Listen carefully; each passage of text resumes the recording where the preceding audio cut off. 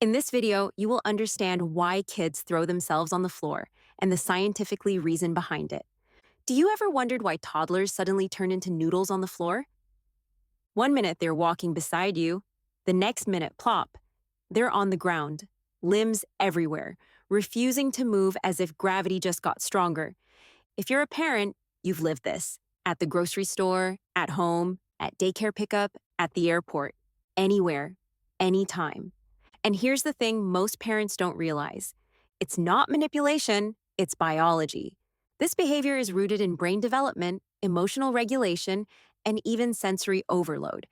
Today, we're breaking down why kids do this, what's happening inside their brain, what not to do, and 3 ready-to-use scripts that actually work in the moment. Let's get into the science in a way that finally makes sense. The real reason they go limp? Neurology. The first thing you need to know is this.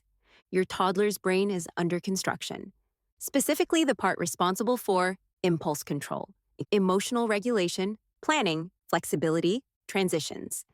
This part, the prefrontal cortex, is barely functioning in a toddler, like 2 bars of battery on a phone from 2009. So when something doesn't go according to their internal script, maybe you say, let's leave the park, or no, you can't have a cookie right now, their brain can't calmly negotiate or problem solve. It goes straight to shutdown mode. Throwing themselves on the floor is their body saying, I literally don't have the skills to handle this moment. It's not disrespect. It's not disobedience. It's not trying to be difficult. It's a developmental limitation. When you understand that, the frustration drops and empathy rises. Emotional overflow. The toddler brain can't hold it all. Toddlers feel emotions with the intensity of a fire alarm, but they don't have the vocabulary, the self-regulation, the time perception, or the emotional breaks. So when they experience frustration, disappointment, fatigue, hunger, overstimulation, it's like filling a cup that has nowhere else to go but overflow. And that overflow often looks like going limp, lying on the floor, screaming and crying, refusing to move. Imagine if every emotion felt like a 10 out of 10 and you had no tools to cope. That's your toddler. Going on the floor is not the problem.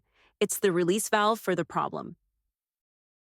Sensory shutdown, the body says, nope. This part surprises most parents. Sometimes kids drop to the floor because their sensory system is overloaded. Think about how many sensations hit them at once. Lights, sounds, textures, transitions, crowds, expectations, temperature changes. When the sensory system is overwhelmed, the body does one of 2 things. 1, fight or cry. 2, freeze or collapse. For some kids, dropping to the ground is their version of a system reboot. It's the same reason some kids get very still when overstimulated, or cover their ears, or refuse to walk. It's not misbehavior, it's a physiological response. Why they always do it with you. You may have noticed something. Kids throw themselves on the floor way more with mom or dad. Why? Because you are their safest person. Kids don't melt down where they feel unsafe. They melt down where they feel secured enough to fall apart. It's strange but true. They hold it together for the world and release with you. Not because you're doing anything wrong, but because with you, they can be real. What not to do. Common mistakes. Here are things parents often try and why they backfire. 1. Pulling them up immediately. Their body is in shutdown, so forcing movement increases resistance. 2. Saying stop crying or this is nothing. This invalidates their emotional reality. They don't stop, they escalate. 3. Explaining too much during the meltdown. No logic enters the brain in that state. Every explanation feels like noise. 4. Getting embarrassed and rushing. Kids sense urgency and pressure. It makes them collapse harder. 5. Giving in instantly. This teaches that dropping to the floor equals I get what I want. We want to support the emotion, not reinforce the behavior. What to do? The parent scripts that actually work. Here are 3 powerful scripts that work for 90% of kids when they collapse on the floor. Script 1, the validation plus pause.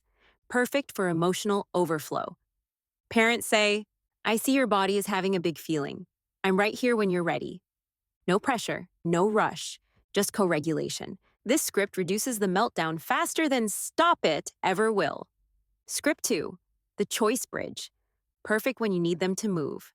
Parents say, you can walk holding my hand, or I can carry you to the car. You choose. Two options, both acceptable. Zero battles. Choices activate the prefrontal cortex. Even a little activation helps. Script 3, the sensory reset. Great for overstimulation. Parents say, let's take a pause. Do you want a deep hug or a little space? Then wait. Hugs regulate the nervous system. Space helps kids recover their autonomy. Either way, sensory system resets and movement returns, bringing it all together. So the next time your toddler collapses on the floor like a cooked spaghetti noodle, remember, it's not attention seeking. It's not disobedience. It's not manipulation. It's a brain that's not fully developed. It's emotions that overflow. It's senses that get overwhelmed. And a safe parent is the one who can help bring them back. When we understand the why, we respond differently. And when kids feel understood, their behavior improves naturally. If you like this video and want more curiosity-based parenting insights, hit subscribe and tell me in the comments. What's the most surprising place your child has thrown themselves on the floor?